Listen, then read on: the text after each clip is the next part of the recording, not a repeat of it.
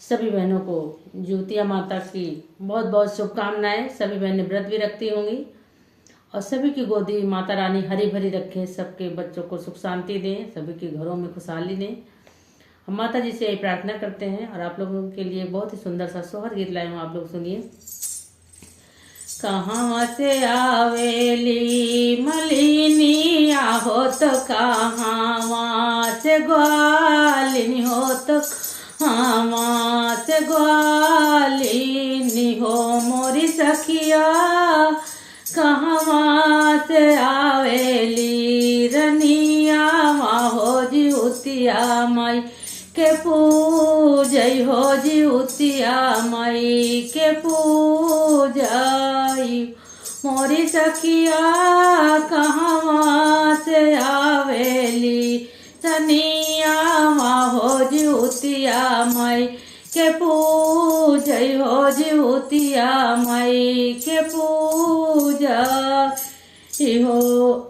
बगिया से आवेली मलिनिया हो तो गौसा ला से गोलिनिया हो तो गौशाला से गोलिनिया हो मोरी सखिया। महलों से आवेली रनिया हो जी उती माई के पूजय हो जी उतिया माई के पूजय हो मोरी सखिया। महलों से आवेली रनिया हो जी उतिया माई के पूजय हो जी उतिया माई के पूजय हो।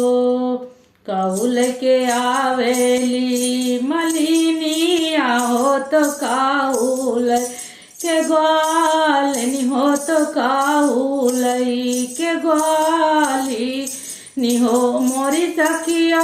काउल के आवे रनिया हो जी उतिया माई के पूजय हो जी उतिया माई के पूजय हो। फूल लेके आवेली मलिनिया हो दहिया लई के ग्वालिनी हो दहिया लई के ग्वालिनी हो मोरी सखिया।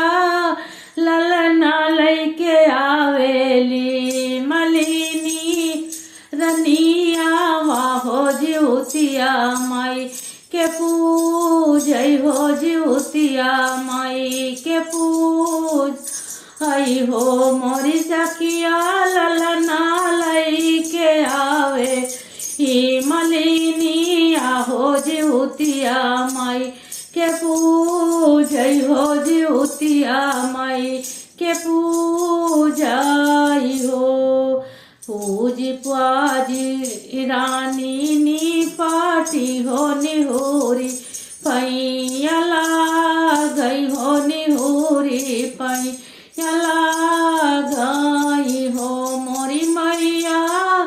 भर मुख देहु तू आशीषा बोल ना हमारा जुगा जुग जी हो ललाना हमारा बाढ़ हो ललाना हमारा बाढ़।